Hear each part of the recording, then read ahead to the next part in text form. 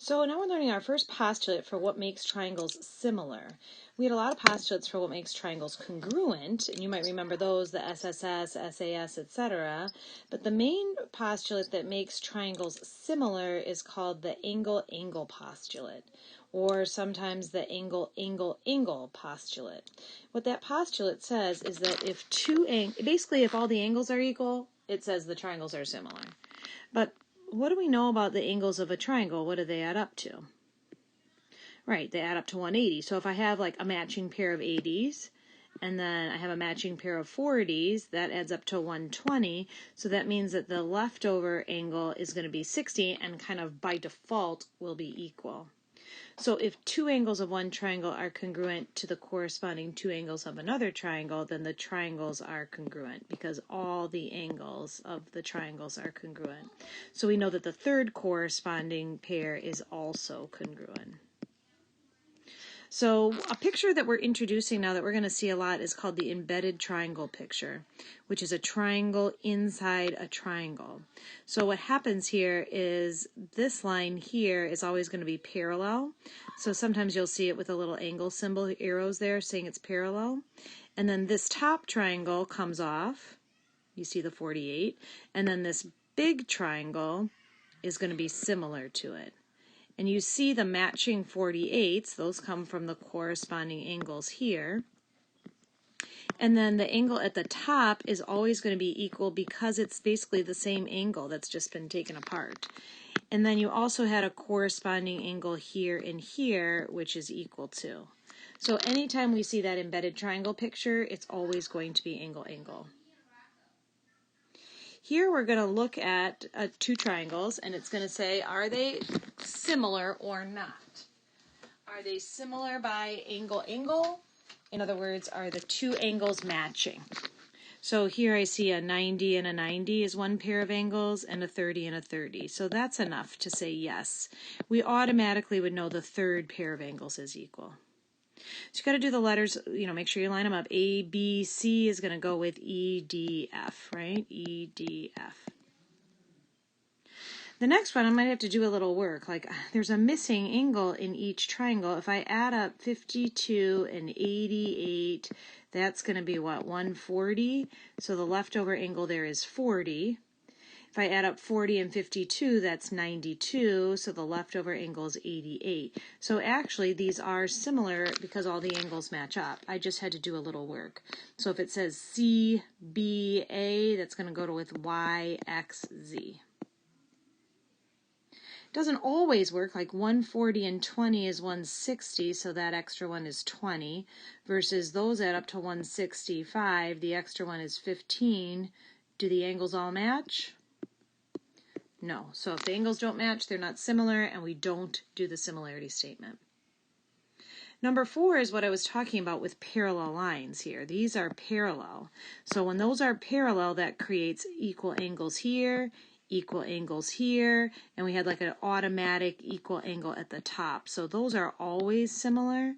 JNK, the little one, goes with JML. This one can be hard to see. Like I see a pair of congruent angles there. Then, if you notice in the directions, it said that there were perpendicular segments, which create right angles. So I've got two pairs of congruent angles, which is all I need. So JNK is going to go with LNM. So you want to pay attention when you see these little arrows that mean parallel, or here they even told you in the directions, parallel. And you got to remember in parallel lines you have alternate interior angles equal. So those angles are equal. It's a bow tie picture, so you're going to have the bow tie angles equal. So that's going to be enough, all those equal angles. And this is what we call a twisted bow tie, or what I call a twisted bow tie, because Q goes with T, P goes with S, and then of course R goes with R. Now we're kind of like doing the whole thing where we're finding some missing things. So these are similar, right? It's just saying they're similar in the directions. So let's see, PQR is similar, triangle PQR is similar to triangle RST. And I'm going to write my fractions. So I'm going to have like 16 over 10 equals y over 11, going right to left as I read, goes with 24 over x. The scale factor is going to come from the 16 over 10. If I reduce that, is 8 over 5. A lot of times I like to just cross that out and write the reduced fraction. That's going to give me my proportion to find x, 8 over 5 equals 24 over x, and my proportion to find y, 8 over 5 equals y over 11. Right? I'm just getting that right from there. If I cross multiply, I can do this one in my head and know that the answer is 15. This one, 5y is 88. I don't think that goes in evenly, so 88 over 5 for that one.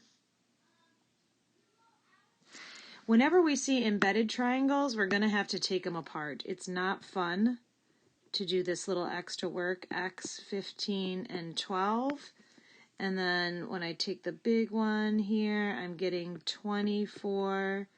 I got to be careful here. It's 15 plus 5, which is 20. And then here they told me the whole thing was y. So my similarity statement, if I say like triangle, how do I want to say the little one? EDC is going to be similar to triangle ADB. Scale factor, I'm running out of room here. Where am I going to write it? The scale factor is the reduced fraction of the corresponding sides. So 15 over 20, I'm just reducing that to 3 over 4. By now you should be comfortable like setting them up, and like if you use the colors, that's really helpful. So 15 over 20 or 3 over 4 is going to equal x over 24. And if I cross multiply that, I get 18. Cross multiply to find y is going to be 3 over 4 equals 12 over y. And if I cross multiply that, 16. Taking them apart, using the colors, super helpful. Back to that bow tie, right? And we always want to say, is it flipped or twisted? And you can tell by looking at the angles. I see that 80 and 80. So that's going to be a twisted bow tie. The angle in the middle is 30 because of vertical angles. I have a 110, so that when I add up 80 and 30, so the leftover two angles are 70 and 70. It's nice because I didn't even make you write the similarity statement. I could just write the proportions. 12 over 8 equals x over 6 equals 6 over y. 12 over 8 is my scale factor. I'm going to reduce that just to make my life easier. This is the same thing as 3 over 2. So my proportion to find x, 3 over 2 is x over 6. I can cross multiply and get 9. 3 over 2 is 6 over y. I can cross multiply and get 4. Last one here, this is a similarity situation. It's two triangles on a hockey arena, and the triangles are told to be similar. So the 25 is going to go with the x, and the scale factor here is going to be the 40 over 28. So it'll be like 40 over 28 equals 25 over x. You can solve it like that on a calculator, or you might as well make life as easy as it can. I think this is going to reduce to 10 over 7.